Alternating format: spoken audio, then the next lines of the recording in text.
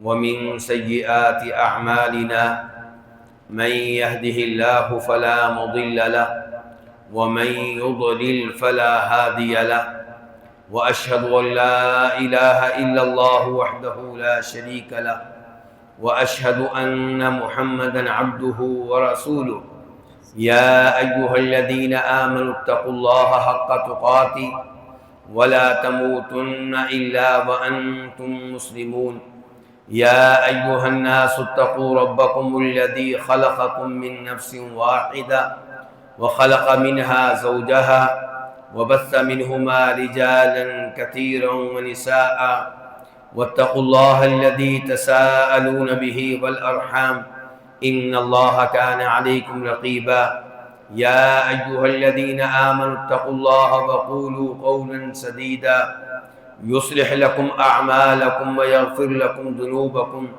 ومن يطع الله ورسوله فقد فاز فوزا عظيما أما بعد فإن خير الحديث كتاب الله وخير الهدي هدي محمد صلى الله عليه وسلم وشر الأمور محدثاتها وكل محدثة بدعة وكل بدعة ضلالة وكل ضلالة في النار۔ ہر قسم کی حمد و ثنا اللہ رب العزت کے لیے جو ہم سب کا خالق، مالک اور رازق ہے، جس کے ہاتھ میں ہماری زندگی ہے، جس کی مشیت سے، جس کے توفیق سے ہم اس مسجد میں جمع ہوئے ہیں، اور کثرت سے درود و سلام ہو امام الانبیاء خاتم النبیین رحمت للعالمین جناب محمد الرسول اللہ صلی اللہ علیہ وسلم کی ذات اقدس پہ۔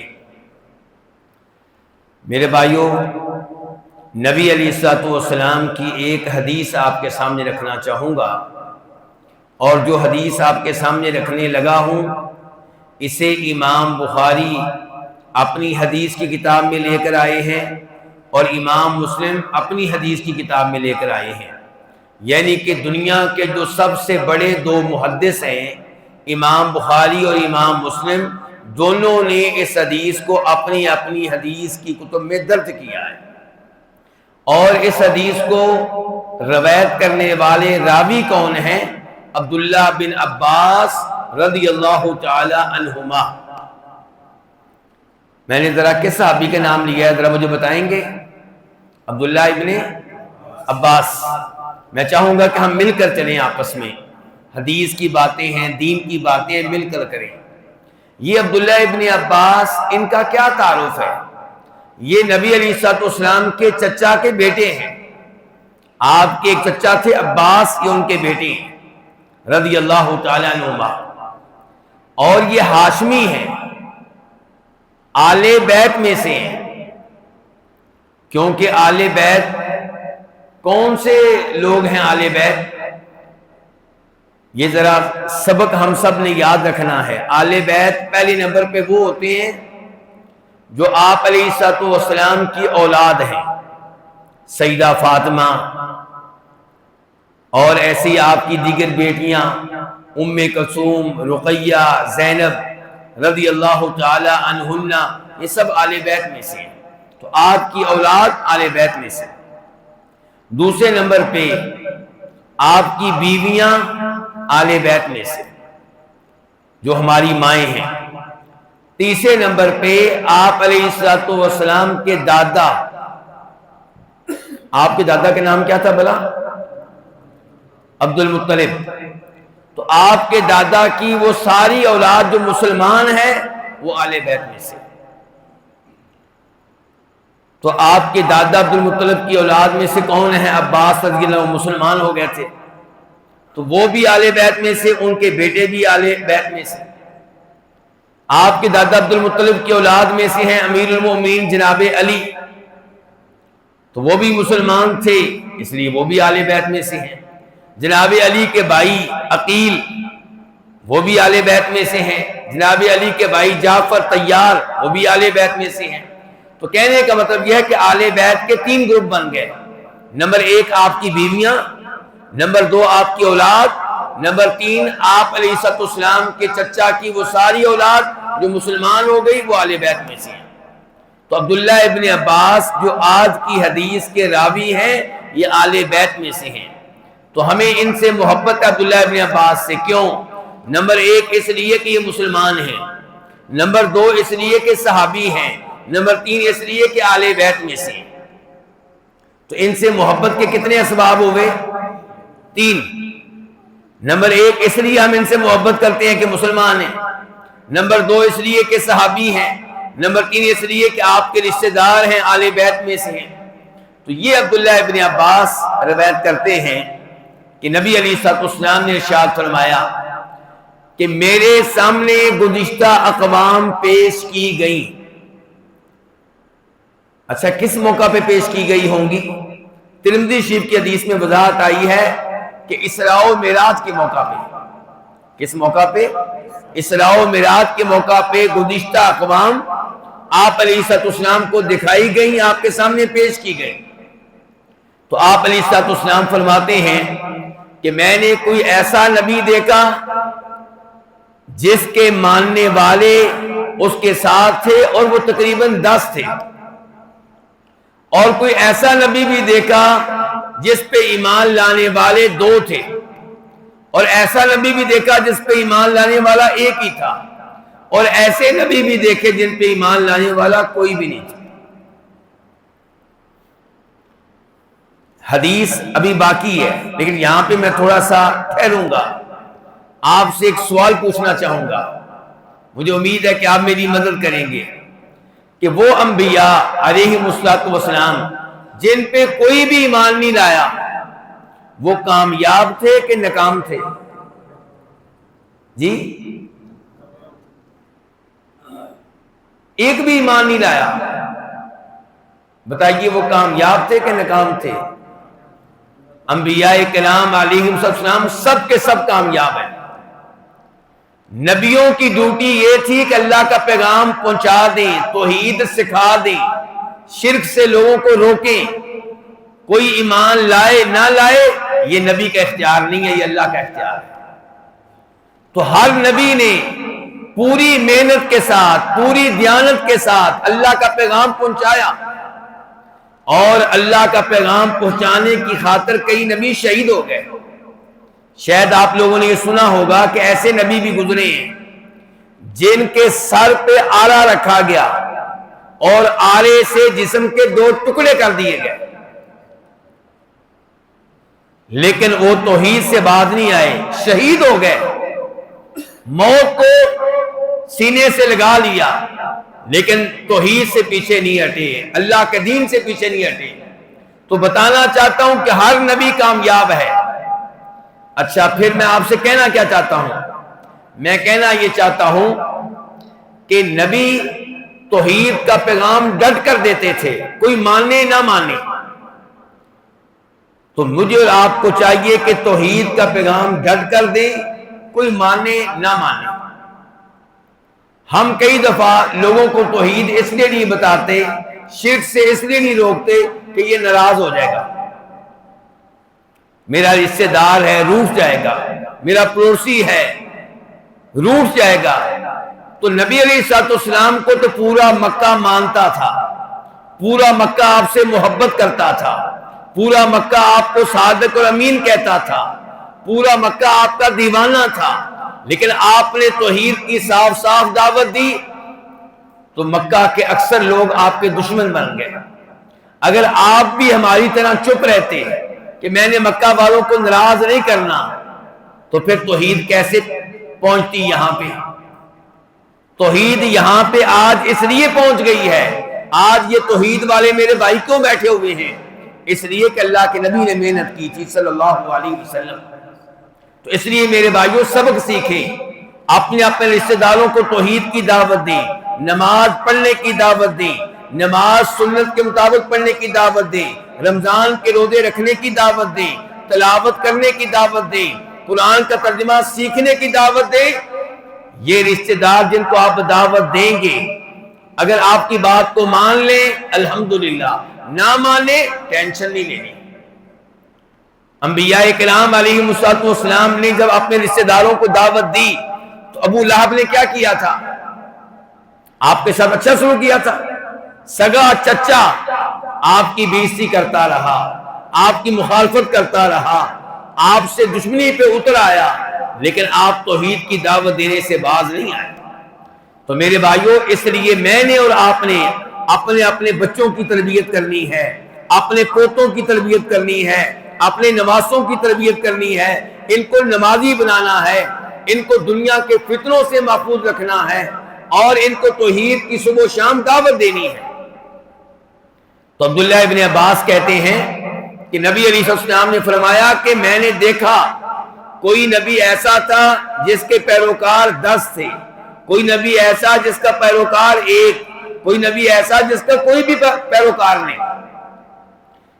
پھر میرے سامنے ایک بہت بڑی جماعت پیش کی گئی، میں نے سمجھا کہ یہ میری امت ہے، مجھے بتایا گیا نہیں آپ کی امت نہیں ہے، یہ موسیٰ علیہ السلام کی امت ہے۔ پھر اس سے بڑی جماعت میرے سامنے آئی تو مجھے بتایا گیا اللہ کے رسول یہ ہے آپ کی جماعت، یہ ہے آپ کی امت، اور خوشخبری آپ کے لیے یہ ہے کہ آپ کی امت میں سے 70,000 لوگ بغیر کسی حساب کے، بغیر کسی عذاب کے جنت میں جائیں گے۔ کتنے لوگ؟ تو 70,000 میں میرا آپ کا نمبر آ جائے گا۔ 1,00,000 سے زیادہ تو صحابہ کرام بنتے ہیں، کیوں جی؟ تو پھر میرا آپ کا کوئی نمبر آنے کی امید ہے؟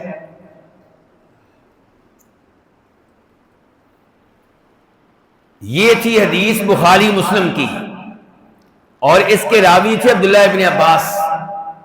اب میں آپ کو ایک اور حدیث کی طرف لے کر جا رہا ہوں، وہ سنن ابن ماجہ میں آئی ہے، اس کے راوی ہے ابو سعید خدری رضی اللہ عنہ۔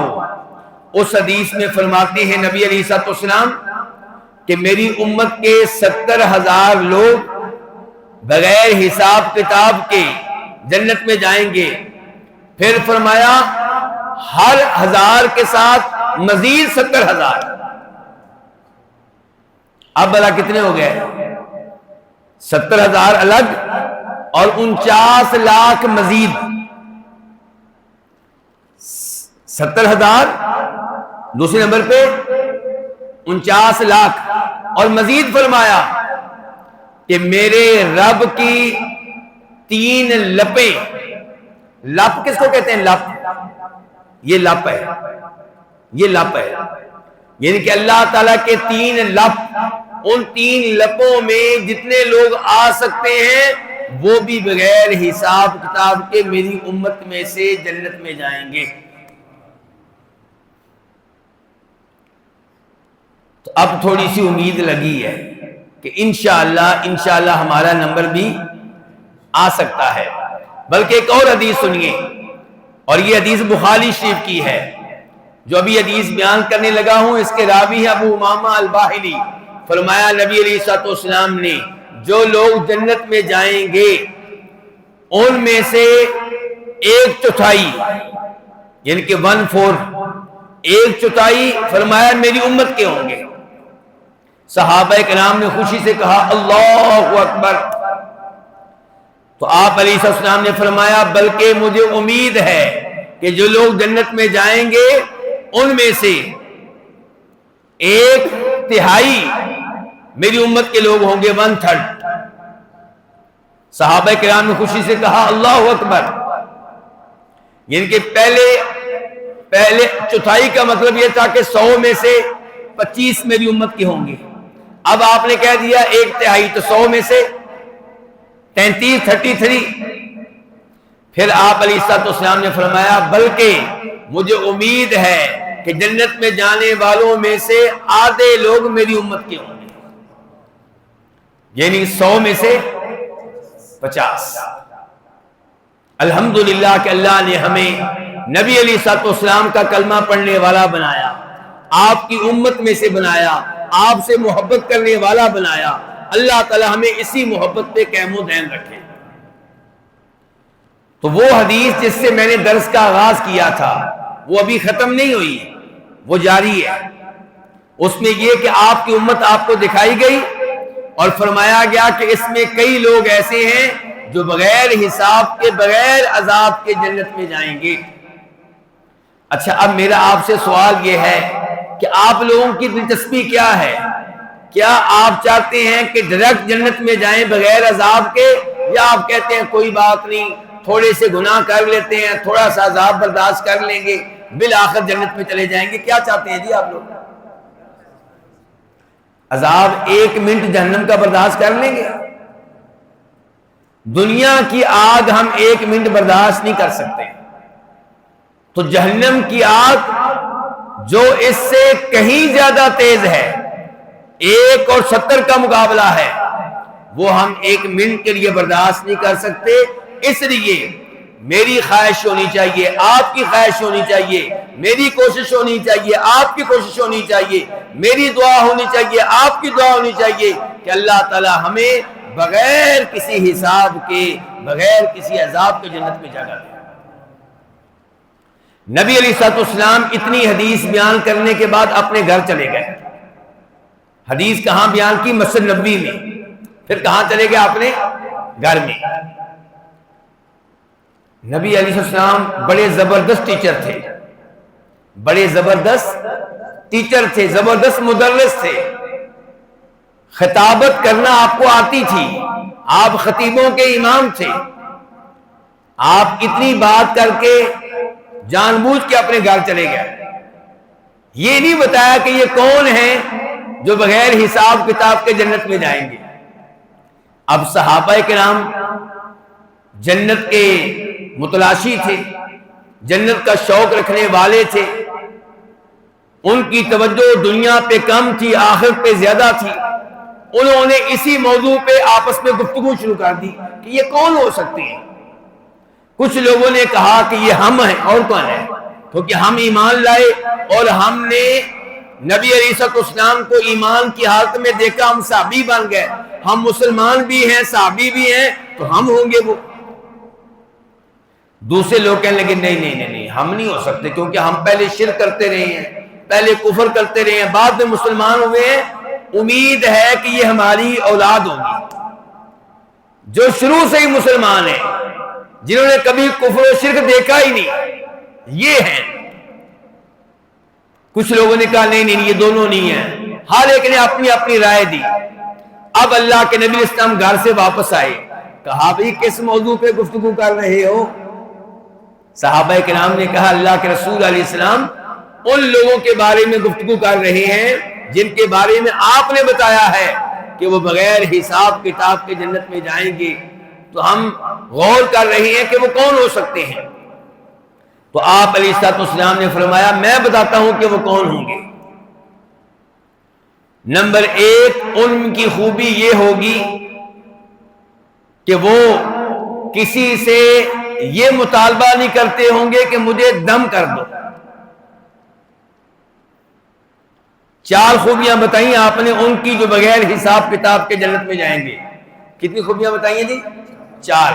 پہلی خوبی یہ بتائی کہ ان کی توحید اتنی اعلیٰ ہوگی، ان کا عقیدہ اتنا پختہ ہوگا کہ وہ کسی سے یہ نہیں کہیں گے کہ مجھے دم کر دو۔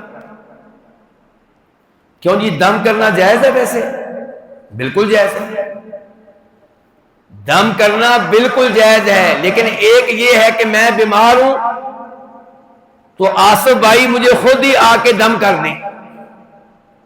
میں بیمار ہوں، یہ میرے گھر میں آئے حال چال پوچھنے کے لیے، کیونکہ مسلمان بیمار ہو اس کا حال چال پوچھنا بڑا ثواب ہے، تو یہ آئے اور آ کے بیٹھ کے مجھے دم کر دیا، بہت اچھی بات ہے۔ تو میرے کہے بغیر مجھے کوئی دم کر دے، بہت اچھی بات ہے، لیکن اگر میں ان سے کہوں کہ مجھے دم کرو، یہ بھی جائز ہے، لیکن یہ توحید کی اعلیٰ شکل و صورت نہیں ہے۔ تو توحید کی اعلیٰ شکل و صورت یہ ہے کہ آپ خود اپنے آپ کو دم کر لیں، آپ کی بیوی آپ کو خود ہی دم کرے، کیونکہ آپ نے گھر میں ماحول بنایا ہوا ہے۔ آپ کی بیوی کو پتا ہے کہ جب میں بیمار ہوتی ہوں تو میرا خاوند مجھے دم کرتا ہے، 7 مرتبہ سورہ فاتحہ پڑھ کے پھونک مارتا ہے، 3 دفعہ قل واللہ احد، قل اعوذ بالفلق، قل اعوذ بالناس پڑھ کے میرے اوپر پھونک مارتا ہے، تو جب میں بیمار ہوا تو میری بیوی کو پتا ہے، وہ خود آئی اور اس نے مجھے دم کرنا شروع کر دیا. میرا بیٹا آیا، اس نے مجھے دم کرنا شروع کر دیا. میری بیٹی آئی، اس نے مجھے دم کرنا شروع کر دیا. کوئی گھر کا ماحول ہے، کہنا نہ پڑے، خود ہی مجھے وہ دم کر دے میرے بچے، خود ہی دم کرے مجھے میری بیگم. تو دم کرنا بہت اچھی بات ہے. نبی علیہ السلام جب بیمار ہوئے تھے، آپ کو کس نے دم کیا تھا؟ کون سا بھائی بتائے گا آپ میں سے؟ کیوں جی؟ نہیں آپ نہیں، آپ تو خود عالم دین ہیں. جی جی، اللہ آپ کو ذائقہ خیر دے. ماشاءاللہ ماشاءاللہ، اللہ آپ کے علم و عمل میں، آپ کے رزق میں برکتیں ڈالے. جبریل علیہ السلام نے آپ کو دم کیا تھا. اچھا وہ دم کس کو آتا ہے؟ اتنا اچھا دم، ماشاءاللہ ماشاءاللہ. جی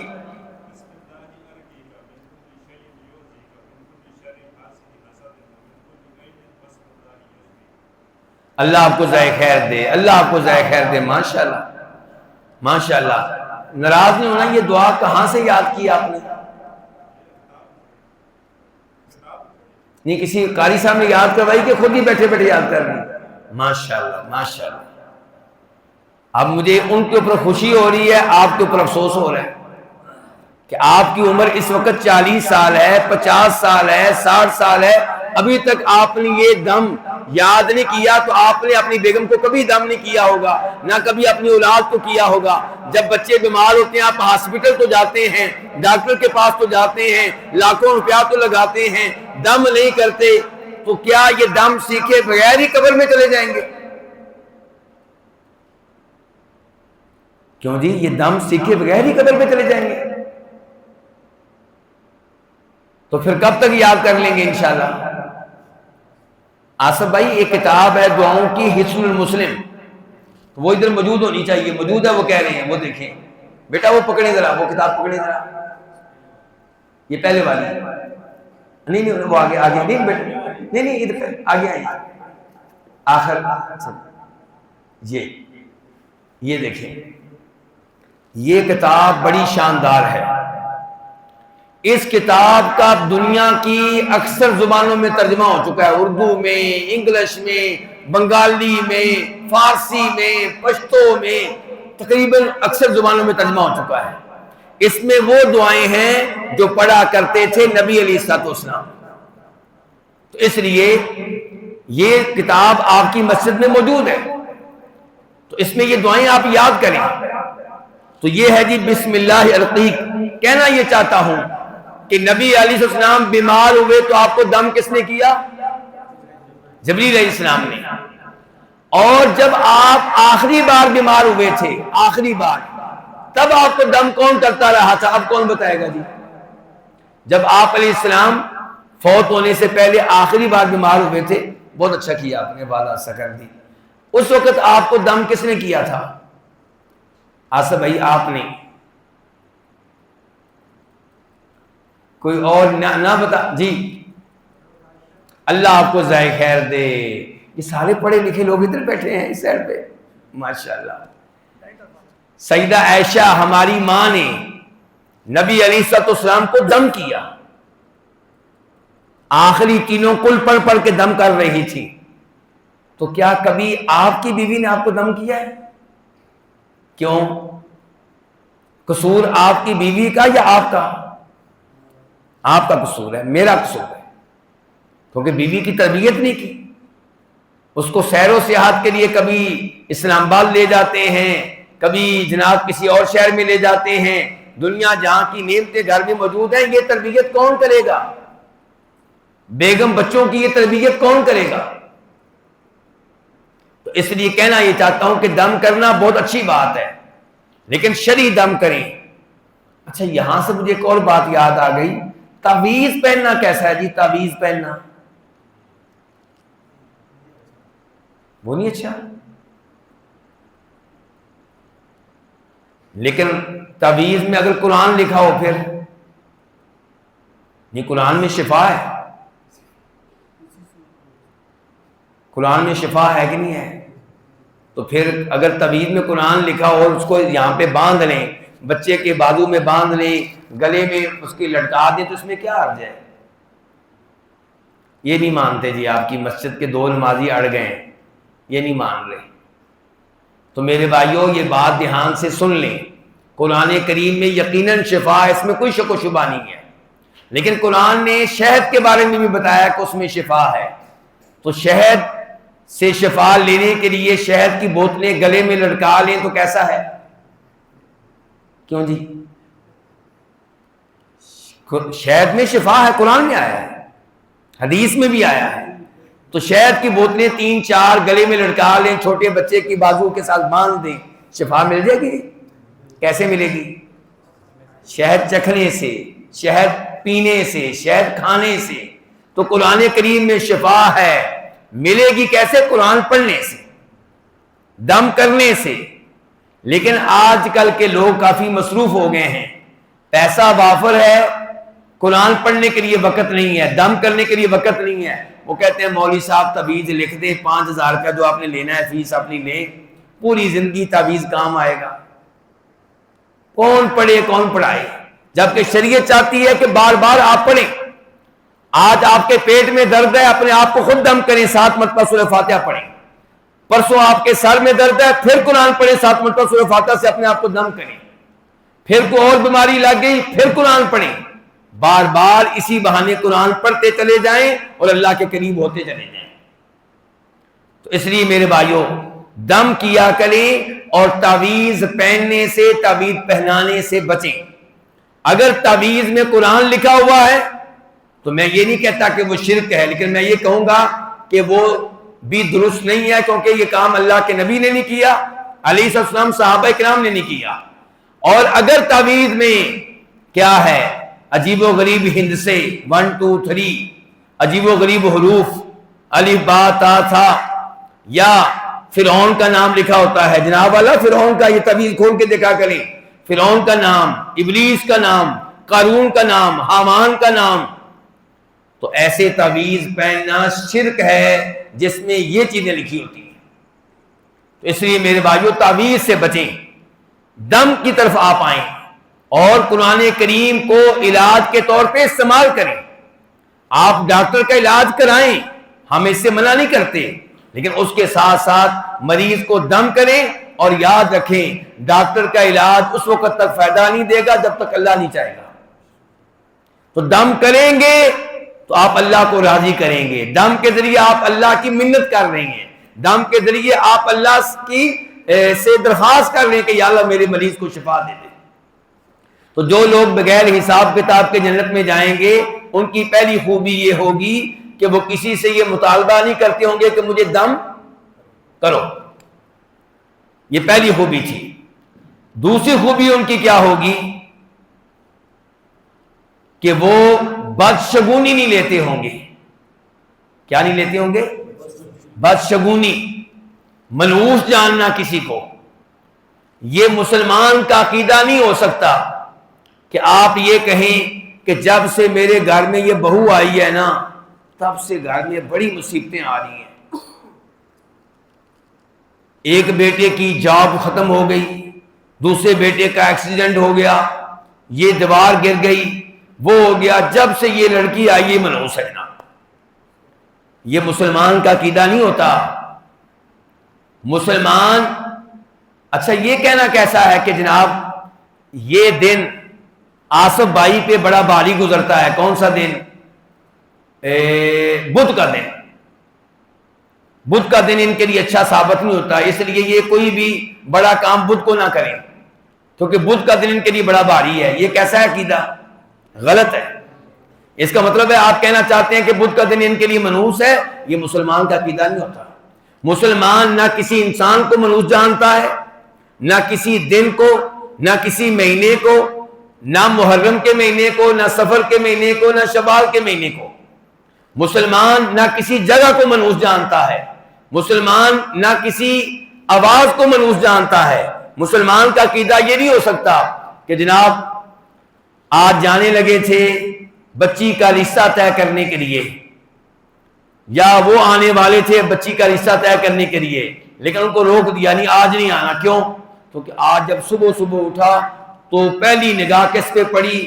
کالے کتے پہ، پہلی نگاہ کس پہ پڑی؟ کالے بلے پہ. اس لیے آج کا دن آج نہیں یہ کام کرنا نہیں. اور یہ مسلمان کا عقیدہ نہیں ہوتا. مسلمان ایسی حرکتیں نہیں کیا کرتا. مسلمان کا عقیدہ بڑا مضبوط ہوتا ہے.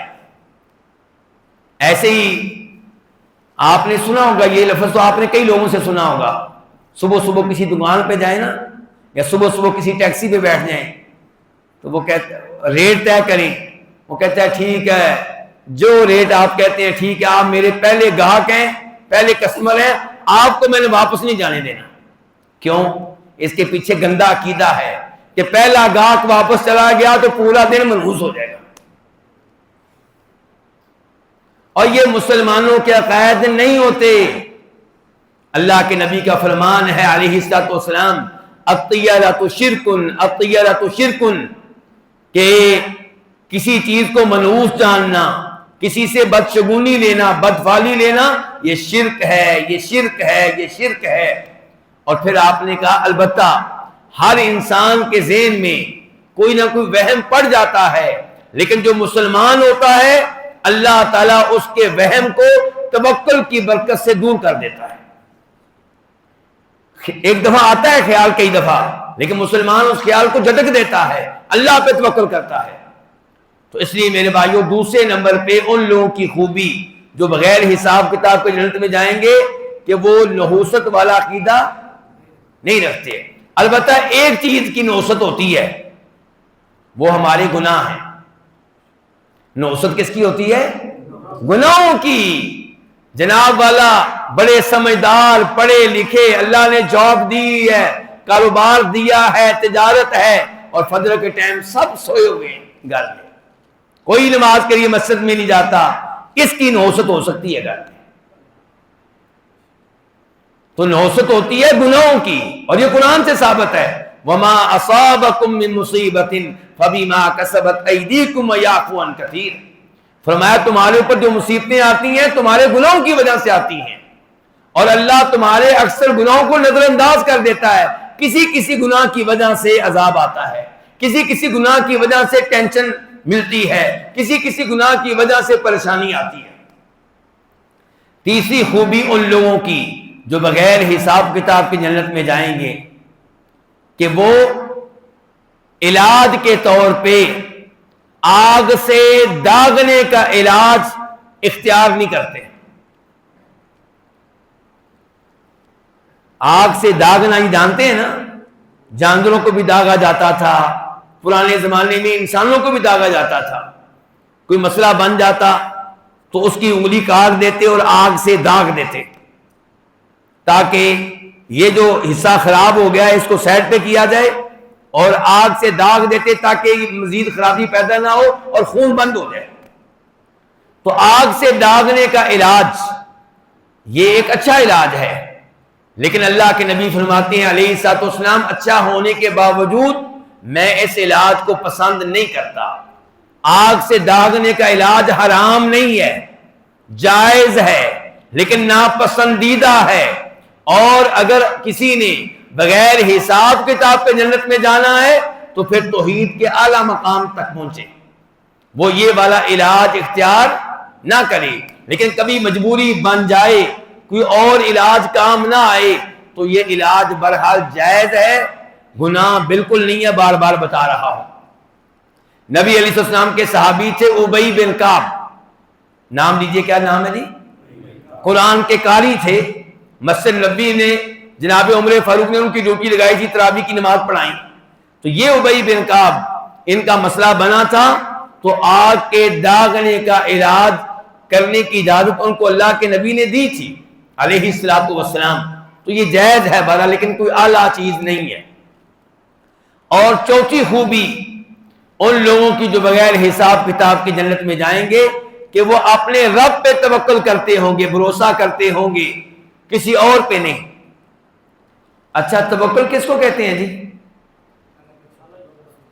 اچھا ٹھیک ہے جی، میں بیمار ہو گیا، اب میں کہتا ہوں میرا اللہ پہ توکل ہے، میں نے نا ڈاکٹر کے پاس نہیں جانا، میں نے میڈیسن نہیں لینی. کیسا ہے یہ توکل؟ یہ غلط توکل ہے، یہ نبیوں والا توکل نہیں ہے. علیہ الصلوۃ والسلام نبیوں والا توکل یہ ہے کہ آپ محنت کریں، کوشش کریں، اسباب اختیار کریں، دوڑ دھوپ کریں، اور پھر آپ کا بھروسہ اپنی محنت پہ نہ ہو، آپ کو بھروسہ اپنی ڈگری پہ نہ ہو، آپ کو بھروسہ اپنی عقل پہ نہ ہو، آپ کو بھروسہ اپنے تعلقات پہ نہ ہو، آپ کو بھروسہ ڈاکٹر پہ نہ ہو، آپ کا بھروسہ میڈیسن پہ نہ ہو، آپ کا بھروسہ اللہ تعالیٰ پہ ہو۔ اللہ چاہے گا تو ڈاکٹر میرا مرض سمجھ سکے گا، اللہ چاہے گا تو یہ میڈیسن مجھے فائدہ دے گی، اللہ چاہے گا تو میرے تعلقات میرے کام آئیں گے، اللہ چاہے گا تو میری ڈگری میرے کام آئے گی، اللہ نہ چاہے تو یہ سارے اسباب ناکام ہو جائیں گے۔ لیکن اسباب کو اختیار کرنا ہے، اسباب کو اختیار نہ کرنا یہ کوئی توکل نہیں ہے، یہ بے وقوفی ہے۔ انبیاء کرام علیہ السلام محنت کرتے تھے، اسباب اختیار کرتے تھے۔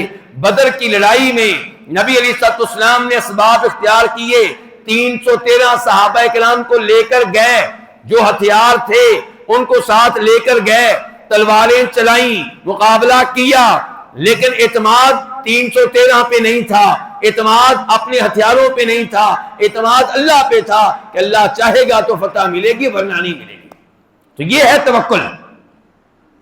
ابراہیم علیہ السلام کو جب آگ میں ڈالا جا رہا تھا کیا پڑھ رہے تھے؟ حسبنا اللہ ونعم الوکیل، کہ ہمیں اللہ ہی کافی ہے، اور اللہ وہ ذات ہے جس پہ میں توکل کرتا ہوں، اور اللہ سے بہتر کوئی نہیں ہے جس پہ توکل کیا جائے، اعتماد کیا جائے، بھروسہ کیا جائے۔ وَمَن يَتَوَكَّلْ عَلَى اللَّهِ فَهُوَ حَسْبُهُ، جو اللہ پہ توکل کرے اللہ اس کے لیے کافی ہو جاتا ہے، اللہ اس کی ساری مشکلات کو دور کر دیتا ہے، اللہ تعالیٰ اس کے مصائب کو دور کر دیتا ہے۔ اس لیے ایک اللہ پہ توکل کرنا چاہیے۔ تو کتنی خوبیاں ہوگی ان لوگوں کی جو بغیر حساب کتاب کے جنت میں جائیں گی؟ 4۔ اچھا، جب آپ نے یہ بات بیان کر لی نا اللہ کے نبی نے علیہ السلام، ایک صحابی کھڑے ہو گئے، ان کا نام تھا عکاشہ بن محصن۔ عکاشہ نام یاد رکھیں آپ، کیا نام ہے جی؟ وہ کہنے لگے ادعو اللہ ان یجعلنی منہم، اللہ کے رسول علیہ السلام اللہ سے دعا کریں، اللہ سے کیا کریں؟ کہ اللہ مجھے ان میں شامل کر دے جو بغیر حساب کتاب کے جنت میں جائیں گے۔ اچھا، صحابی کے الفاظ کیا ہیں؟ اللہ سے کیا کریں؟ دعا کریں۔ صحابی نے یہ نہیں کہا کہ آپ خود جنت کے مالک ہیں تو آپ مجھے جنت میں داخل کر دیں، یہ نہیں کہا کہ آپ مشکل کشا ہیں، یہ نہیں کہا کہ آپ حاجت روا ہیں، یہ نہیں کہا کہ آپ مختال کل ہیں، بلکہ یہ کہا ہے کہ آپ اللہ سے میرے لیے دعا کریں۔ تو صحابہ کرام آپ کے پاس آتے تھے، آپ سے دعائیں کراتے تھے، جیسا کہ وہ عورت آئی تھی، یاد ہے وہ عورت آئی تھی کون سی بلا؟ دعا کے لیے ایک عورت آئی تھی، بلا یاد کریں اس محلے سے خیر کی امید ہے۔ کون سی عورت آئی تھی جس کو مرگی کا دورہ پڑتا تھا نا؟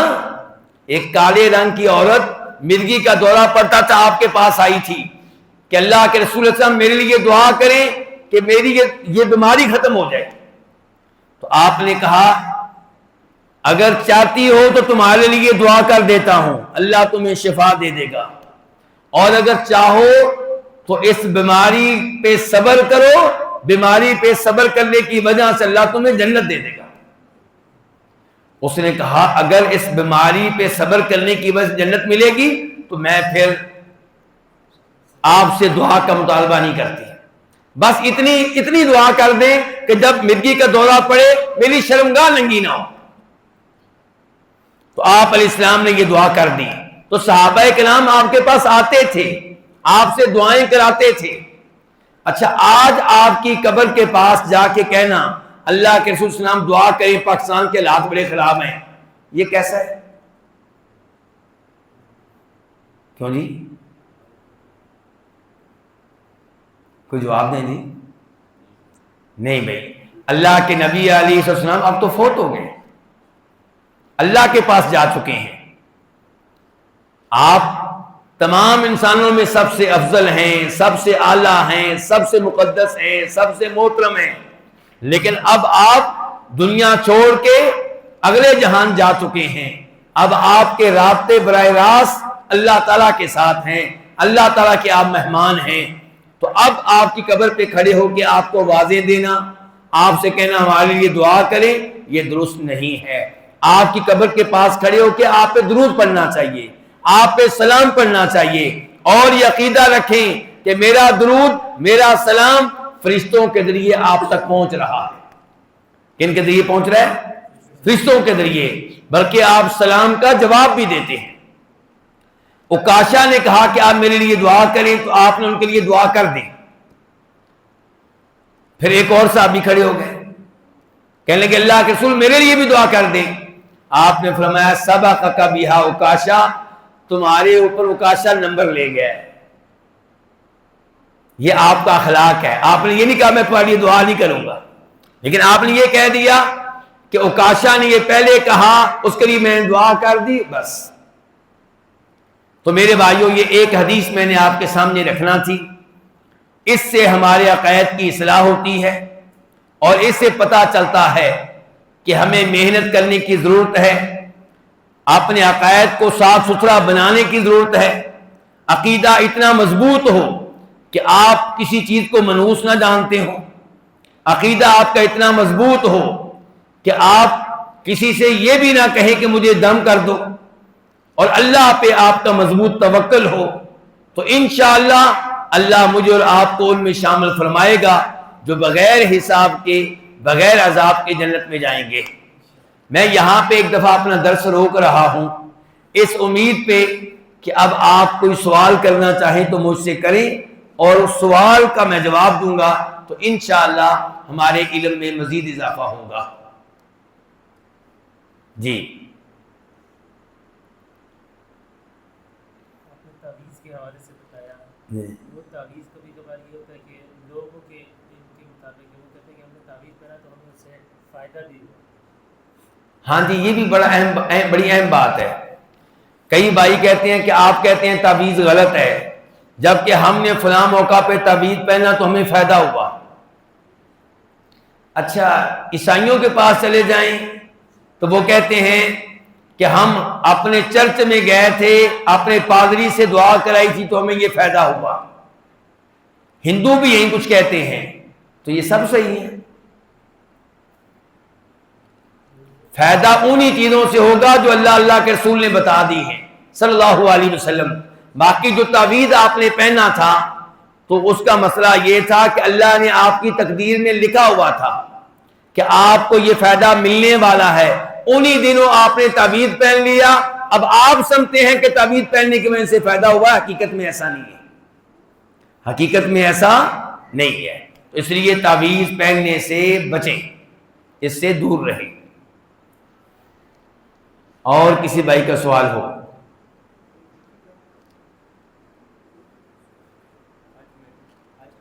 جی جی جی جی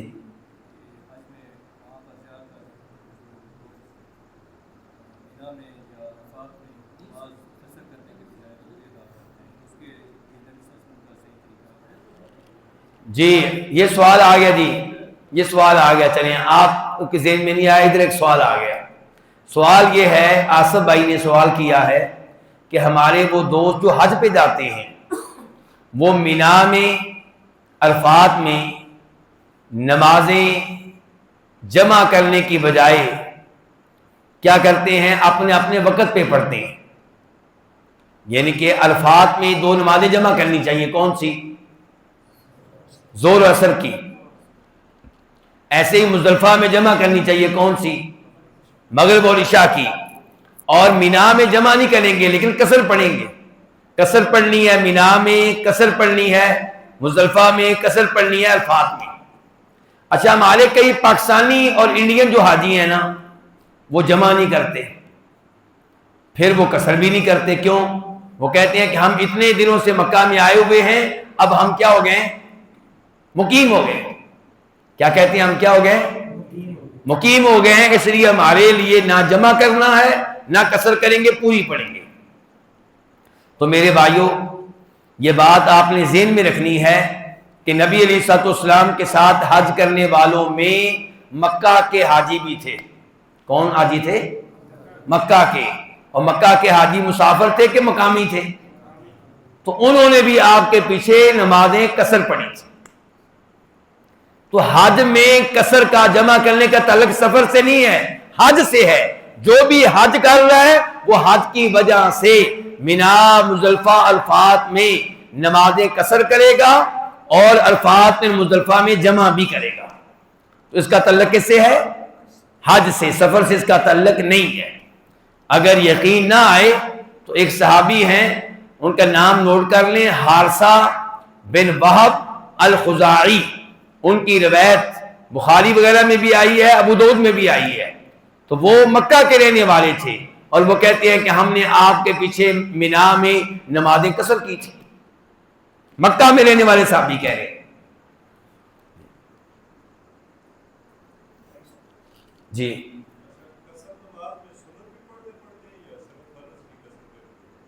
جی جب آپ نماز قصر کریں گے تو پھر آپ سنتے نہیں پڑھیں گے سوائے فجر کے سنتوں کے، کیونکہ فجر کی سنتیں نبی علیہ الصلوۃ والسلام کسی بھی موقع پہ ترک نہیں کرتے تھے.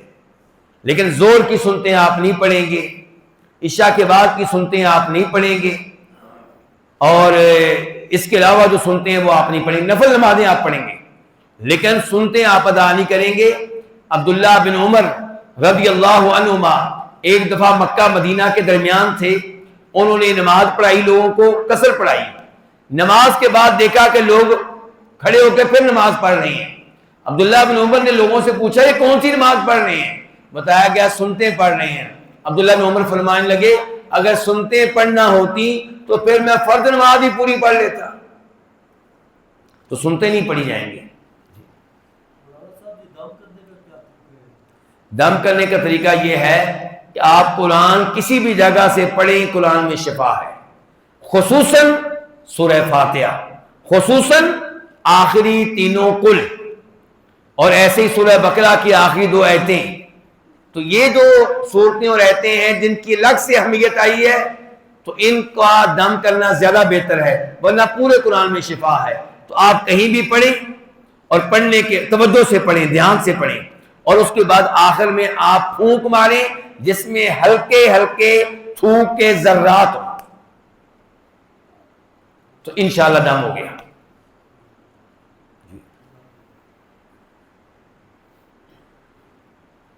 اور اس کو اپنے گھروں میں عام کریں. یہ دم کا کام جو ہے یہ علاج بھی ہے اور اللہ کو راضی کرنا بھی ہے کہ میرا بندہ میرا کلام پڑھ کے علاج تلاش کر رہا ہے.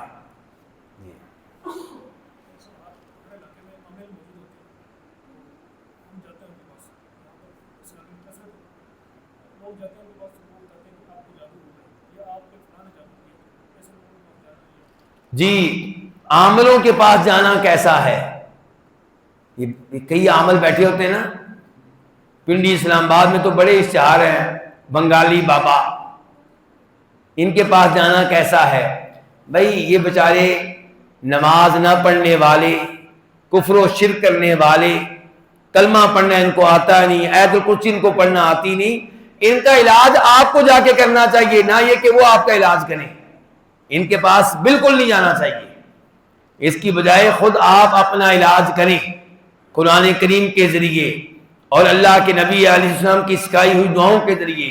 اور اگر ضرور آپ نے کسی سے مدد لینی ہے تو آپ اس عالم دین سے مدد لیں جو خود توحید کے اوپر ہو، نماز روزہ کرنے والا ہو، کبیرہ گناہوں سے بچنے والا ہو. یہ عامل بیچارے مسکین جن کو دین کے الف بے کا بھی نہیں پتا، تو اس کو ان کے پاس تو آپ جائیں ان کو تبلیغ کرنے کے لیے، ان کو سمجھانے کے لیے. ان کے پاس علاج کے لیے بالکل نہیں جانا چاہیے.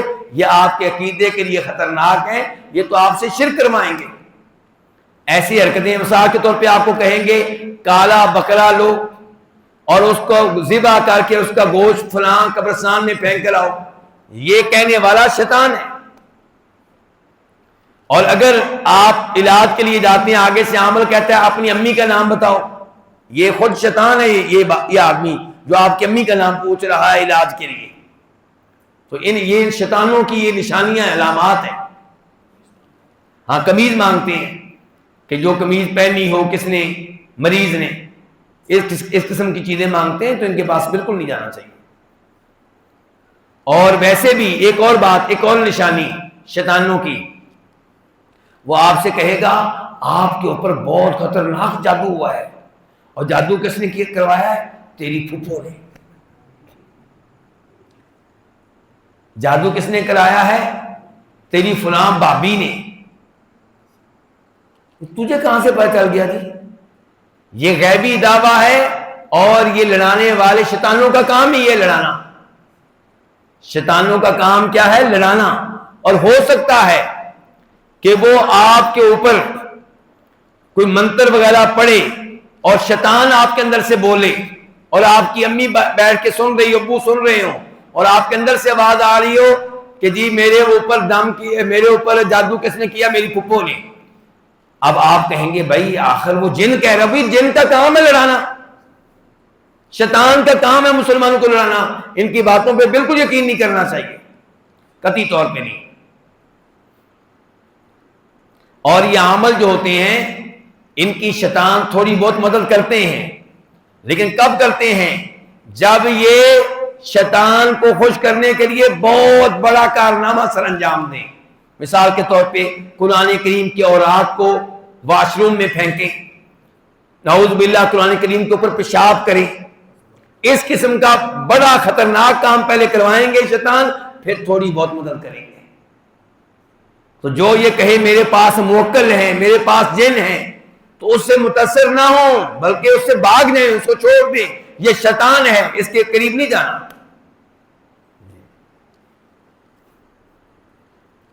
کوئی اور سوال؟ جی بالکل، یہ حقیقت ہے کہ نظر لگ جاتی ہے، نظر انسان کو لگ جاتی ہے، یہ ایک حقیقت ہے، اللہ کے نبی کا فرمان ہے علیہ الصلوۃ والسلام۔ اور نظر اپنوں کی لگ جاتی ہے، سگے باپ کی لگ جاتی ہے، سگی ماں کی لگ جاتی ہے۔ اس لیے جب آپ کو کوئی پسند آئے، کسی کی خوبی نظر آئے، تو کیا کہیں؟ ماشاءاللہ تبارک اللہ۔ کیا کہیں؟ آپ کو اپنا بیٹا بڑا پیارا لگ رہا ہے، جناب قد اللہ نے دیا ہے، آج اس نے بہترین لباس پہنا ہے، دلہا بنا بیٹھا ہے، تو دلہا بننے والے دن نظر لگنے کا بڑا خطرہ ہے۔ شادی والے دن تو شادی کے گھر والوں کو زیادہ پابندی کے ساتھ نماز پڑھنی چاہیے، لیکن اس دن نمازیں ویسے ہی شادی والوں کو معاف ہو جاتی ہیں، تو اس موقع پہ پڑھیں کیا؟ ماشاءاللہ تبارک اللہ۔ اللہ کے نبی علیہ الصلوۃ والسلام کا فرمان ہے کہ نظر بد اچھے بھلے اونٹ کو ہانڈی میں پہنچا دیتی ہے، اور اچھے بھلے انسان کو قبر میں پہنچا دیتی ہے۔ میرے سعودی استاد تھے، میرے سپروائزر تھے پی ایچ ڈی وغیرہ میں، وہ مسجد نبی میں درس دیتے ہیں آج کل بھی۔ وہ بتایا کرتے تھے کہ کسی زمانے میں میں لوگوں کا علاج کرتا رہا ہوں قرآن پڑھ کر، اب تو میرے پاس ٹائم نہیں، میں نے چھوڑ دیا ہے۔ وہ کہتے تھے میں اس نتیجے پہ پہنچا ہوں کہ یہ جو کہتے ہیں نا جادو ہو گیا، یہ ہو گیا، وہ ہو گیا، 90% نظر بد کے مریض ہوتے ہیں۔ تو نظر بد سے بچیں۔ بے وقوفی ہے فیس بک پہ اپنے پیارے پیارے بچوں کی تصویریں لگا دینا، اپنے گھر کی ساری خبریں فیس بک پہ لوگوں کو دینا، جناب یہ میری بیٹی ہے، یہ میری گاڑی ہے، یہ میری کوٹھی ہے۔ اللہ کے بندے کیا ہو گیا تجھے؟ کیوں تو لوگوں سے اپنے آپ کو نظر لگوانا چاہتا ہے، اپنی اولاد کو نظر لگوانا چاہتا ہے؟ تو یہ کوئی عقل مندی نہیں ہے۔ اس لیے ایسی باتیں بلا وجہ زہر کرنا مناسب نہیں ہے۔ نظر بد سے بچنا چاہیے، اور آپ بھی کسی کو نظر نہ لگائیں۔ کوئی دیکھیں بھائی اچھی حالت میں خوبصورت ہے، مالدار ہے، اس کو اللہ نے کوئی خوبی دی ہے، کیا پڑھیں؟ ماشاءاللہ تبارک اللہ۔ اور پھر اگر آپ کو نظر لگ گئی ہے، آپ کے بیٹے کو، اور آپ کو شک ہے کہ نظر ان کی لگی ہے، تو ان سے کہیں کہ آپ وضو کریں یا غسل کریں، اور جو استعمال والا پانی ہے اس کو محفوظ کریں، یعنی کہ غسل کریں آپ کسی ٹب کے اندر، کسی بالٹی کے اندر، اور جو ان کا استعمال شدہ پانی ہے اس سے آپ غسل کرائیں اس بچے کو جس کے بارے میں خطرہ ہے کہ اس کو ان کی نظر لگی ہے۔ اب آپ کہتے ہیں کہ ہمارے تو ان سے تعلقات ہی خراب ہیں، پانی کیسے لیں ان سے؟ تو کوئی نہ کوئی طریقہ لڑائیں نا۔ ہمارے ایک سعودی استاد نے بتایا تھا کہ ایک آدمی کی نظر کسی کو لگ گئی، اب جن کے ہاں لگی ان کے لیے مسئلہ بن گیا کہ اس سے پانی کیسے لیں۔ انہوں نے اس کو گھر بلایا اور اپنی ڈرائنگ روم میں بٹھایا، مہمان نوازی کی، کھجوریں دی، وہ کھجوریں کھا کے چلا گیا، اس کی گٹھلیاں انہوں نے پکڑی، گٹھلیوں کو پانی میں ڈالا، کن کو ڈالا؟ گٹھلیوں کو پانی میں ڈالا اور پانی سے مریض کو غسل کرا دیا، مریض بالکل ٹھیک ہو گیا۔ شیخ صاحب جامعہ سلفیہ اسلام آباد کا واقعہ ہے جہاں پہ میں پڑھاتا ہوں، بچیوں کا مدرسہ بھی ہے اور بچوں کا بھی ہے، میرے دونوں سائڈ پہ پیریڈ ہے۔ اچھا، میں ایک کلاس جس کو پچھلے سال پڑھاتا رہا ہوں، اس میں ایک بچی تھی، وہ شروع سے زبردست پڑھتی تھی، ماشاءاللہ سبق صحیح سناتی تھی اور لگتا تھا کہ ماشاءاللہ ذہین بچی ہے اور محنت کر کے آتی ہے۔ پھر جب بھی میں کلاس میں جاؤں، جی شیخ صاحب یہ بیمار ہے، یہ نہیں پڑھ سکتی، یہ بات نہیں پڑے گی، بیمار ہے بیمار ہے بیمار ہے۔ میں بڑا پریشان، میں نے پوری کلاس سے بات کی، میں نے کہا کہیں اس کو نظر تو نہیں لگ گئی؟ کہنے لگے شیخ صاحب پتہ نہیں ہے۔ میں نے پھر کہا ان کو ایک دن کہ آپ یوں کریں، آپ سب بچیاں وضو وغیرہ کر کے اپنا اپنا پانی، یا ایک ہی پانی میں سب بچیاں وضو کریں اور وہ پانی اس کو دیں تاکہ غسل کرے۔ ایک دن میں گیا، انہوں نے کہا جی بچی ٹھیک ہو گئی ہے۔ کیا ہوا تھا؟ یہی پانی استعمال کیا، پوری کلاس کا پانی استعمال کیا تو الحمدللہ وہ ٹھیک ہو گئی۔ اب پتہ نہیں پوری کلاس میں سے کس بچی کی نظر لگی تھی، تو بہرحال سب نے جب ایک ہی پانی سے وضو کیا تو اس نے غسل کیا اور بالکل ٹھیک ہو گئی۔ اور کوئی سوال آپ لوگوں کا؟ بس کر دیں؟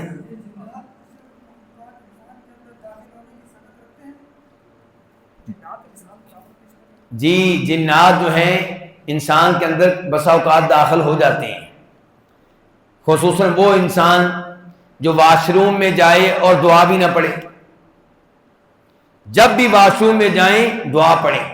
اچھا، آپ جو 3 سال کے بیٹے ہیں، یہ واش روم میں جانے سے پہلے دعا پڑھتے ہیں؟ آتی نہیں بیچاروں کو، چھوٹے ہیں نا ابھی، 1 2 3 ویسے آتی ہے ان کو، ایسے ہی ہے جی، 1 2 3 بھی آتی ہے، انگلش میں اپنا نام بھی بتاتا ہے، ابو کا نام بھی بتاتا ہے، ماما کا نام بھی بتاتا ہے، لیکن واش روم میں جانے کی باری آئے تو بیچارہ چھوٹا ہے، ابھی اس کو دعا نہیں آتی۔ اس بچے کو واش روم میں جانے کی دعا سکھائیں تاکہ جنوں کی تکلیفوں سے محفوظ رہے۔ تو واش روم میں یہ جن گندے جن ہوتے ہیں، اسی لیے آپ نے کہا ہے کہ دعا پڑھ کے داخل ہو۔ کون سی دعا دی؟ بسم اللہ، بسم اللہ اللہم انی اعوذ بک من الخبث والخبائث۔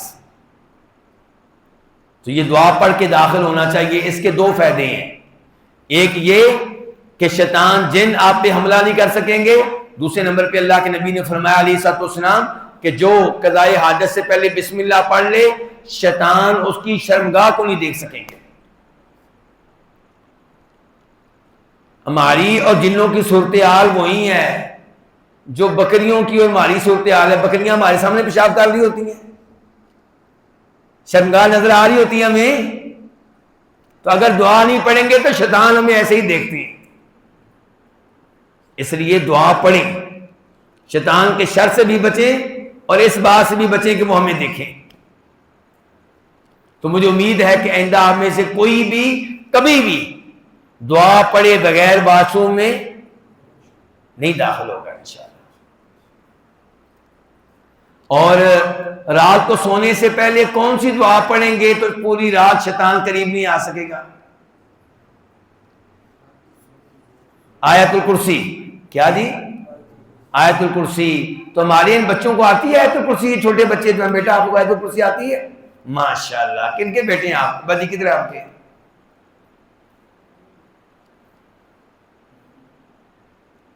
آپ کے؟ ماشاءاللہ ماشاءاللہ، مبارکباد ہو، ایسے بچے چاہیے۔ اللہ تعالیٰ جزائے خیر دے اس کو جس نے اس بچے کو آیت الکرسی یاد کروائی ہے۔ تو یہ بچوں کو عادت بھی ڈالیں۔ قاری صاحب نے تو آیت الکرسی یاد کروا دی، اب رات کو سوتے ہوئے قاری صاحب موجود نہیں ہوتے، تو آپ کا بچہ انڈین فلم دیکھتے دیکھتے نہ سوئے بلکہ آیت الکرسی پڑھ کر سوئے۔ ماں کا کام ہے، ابو کا کام ہے بیٹا چلو آیت الکرسی پڑھو بھی اونچی اونچی آواز سے اور پھر پڑھ کے سو جاؤ. تو یہ عادت ڈالنا آپ کا میرا کام ہے. عادت ڈالنے کے لیے ایک دفعہ کہنا کافی نہیں ہے, ہو سکتا ہے 100 بار کہنا پڑے, بار بار کہنا پڑے. اور شیطانوں کے تعلق سے یاد آیا, اگر آپ چاہتے ہیں کہ آپ کے گھر میں شیطانوں کا اڈا قائم نہ ہو تو گھر میں جب بھی کوئی داخل ہو بسم اللہ پڑھ کر داخل ہو. اگر کوئی ایک آدمی بھی گھر میں بسم اللہ پڑھے بغیر داخل ہوگا تو شیطان کو گھر میں آنے کا ویزا مل گیا. اگر آپ چاہتے ہیں کہ آپ کے گھر میں شیطان کا اڈا قائم نہ ہو تو گھر کا ہر فرد جب بھی داخل ہو ہر بار بسم اللہ پڑھ کے داخل ہو, اور کھانا کھانے سے پہلے ہر کوئی بسم اللہ پڑھے. اگر ایک آدمی بھی بسم اللہ نہیں پڑھے گا تو شیطان کا حصہ کھانے میں بن جائے گا. مسلم شریف کی حدیث ہے کہ اگر بسم اللہ پڑھے بغیر کوئی گھر میں داخل ہو اور کھانا کھاتے بسم اللہ نہ پڑھے, شیطان ایک دوسرے سے کہتے ہیں لو جی کام بن گیا, آج رات کی رہائش کا بھی بندوبست ہو گیا, کھانے کا بھی بندوبست ہو گیا. کوئی سوال ہو کسی کا؟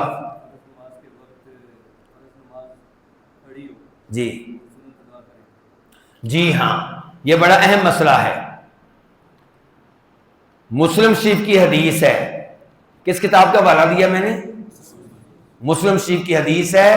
فرمایا نبی علیہ الصلوۃ والسلام نے اذا اقیمت الصلاۃ فلا صلاۃ الا المکتوبہ, کہ جب نماز کی اقامت ہو جائے پھر فرض نماز کے علاوہ دوسری نماز ہوتی نہیں, پڑھتے بھی رہے تو نہیں ہوگی. ہمارے یہاں پاکستان انڈیا میں چیز پائی جاتی ہے کہ فجر کی نماز کھڑی ہوتی ہے اور لوگ باہر سین میں سنتے پڑھ رہے ہوتے ہیں. مسجد نبی میں ہمارے استاد تھے, آج بھی زندہ ہیں, 90 سال کے ہیں, شیخ عبد المحسن العباد, آپ نے شاید نام سنا ہوگا ان کا. وہ ہمیں بتایا کرتے تھے کہ اس حدیث سے پتا چلا کہ جب اقامت ہو جائے اور امام اللہ اکبر کہہ دے اب آپ کو سنتوں کا سلام پھیرنے کی ضرورت نہیں, سنتے ختم ہو گئی آپ کی خود ہی. اب آپ سنتے پڑھیں گے تو نہیں ہوں گی. تو اس لیے جب فرض نماز قائم ہو جائے پھر سنتے نہیں پڑھنی, نفل نہیں پڑھنے, فرض نماز میں داخل ہو جائیں. اور میرے بھائیوں, نمازوں کے طریقے کے اوپر نمازوں کا طریقہ وہی ہونا چاہیے جو اللہ کے نبی کا تھا علیہ الصلوۃ والسلام. بخاری شریف کی حدیث ہے, آپ علیہ الصلوۃ والسلام مسجد نبی میں تشریف فرما تھے. ایک آدمی آیا, اس نے مسجد کے کونے میں نماز پڑھی اور پھر آ کر آپ کو سلام عرض کیا. آپ نے سلام کا جواب دیا اور کہا میرے صحابی واپس جاؤ, نماز پڑھو, تمہاری نماز نہیں ہوئی. اچھا کس کی نماز ریجیکٹ ہو گئی ہے جی؟ صحابی کی. صحابی واپس گئے, پھر نماز پڑھی, پھر آئے, سلام کیا, آپ نے سلام کا پھر جواب دیا اور کہا میرے صحابی واپس جاؤ, تمہاری نماز نہیں ہوئی. صحابی پھر واپس گئے, تیسری بار نماز پڑھی, پھر آئے, سلام عرض کیا, آپ نے سلام کا جواب دیا, کہا میرے صحابی واپس جاؤ, تمہاری نماز نہیں ہوئی. تو صحابی کہنے لگے اس ذات کی قسم جس نے آپ کو حق دے کر بھیجا ہے. اچھا قسم کس کی اٹھائی ہے صحابی نے؟ مخاطب آپ کو کیا, قسم اللہ کی, کہ اس اللہ کی قسم جس نے آپ کو حق دے کر بھیجا ہے.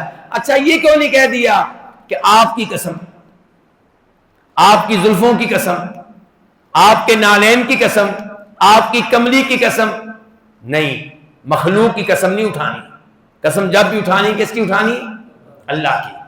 تو صحابی نے کہا کہ اس ذات کی قسم جس نے آپ کو حق دے کر بھیجا ہے, نماز کا اس سے بہتر طریقہ مجھے نہیں آتا, پھر مجھے سکھا دیں آپ. تو پھر آپ نے ان کو طریقہ سکھایا.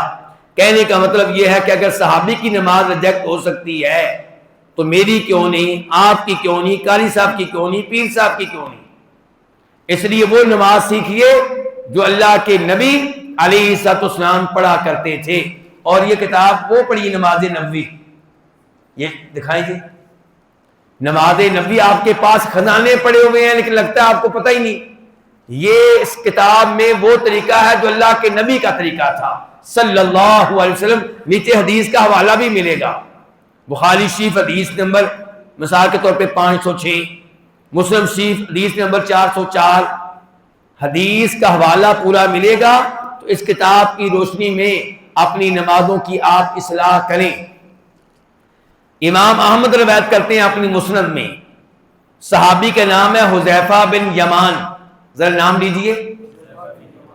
ان کے سامنے ایک آدمی نے نماز پڑھی، حذیفہ بن یمان نے جب اس نے سلام پھیرا تو اس سے کہا تم کتنے سالوں سے اس طریقے کے مطابق نماز پڑھ رہے ہو؟ وہ آدمی کہنے لگا میں 40 سالوں سے اس طریقے کے مطابق نماز پڑھ رہا ہوں۔ حذیفہ بن یمان نے کہا یہ سمجھو کہ 40 سالوں سے تو نے ایک نماز بھی نہیں پڑھی، اور اگر تو ایسی نمازیں پڑھتے ہوئے فوت ہو گیا تو تیری موت دین محمد کے اوپر نہیں ہوگی صلی اللہ علیہ وسلم۔ اسی لیے اللہ کے نبی کہتے تھے علیہ السلام صلو کما رأیتمونی اصلی، نماز ویسے پڑھو جیسے تم لوگوں نے مجھے نماز پڑھتے ہوئے دیکھا ہے۔ تو اس لیے دھیان سے تلاش کریں وہ طریقہ نماز جو اللہ کے نبی کا تھا علیہ السلام، اور اللہ کے نبی اسلام نے امت کو ٹوٹل نماز کے طریقے کتنے دیے ہیں؟ 4 کہ 5؟ ایک ہی دیا ہے، ایک۔ وہ ایک طریقہ تلاش کریں، وہ ایک طریقہ تلاش کریں، اپنی نمازوں کو نبی علیہ السلام کی نماز کے مطابق بنائیں۔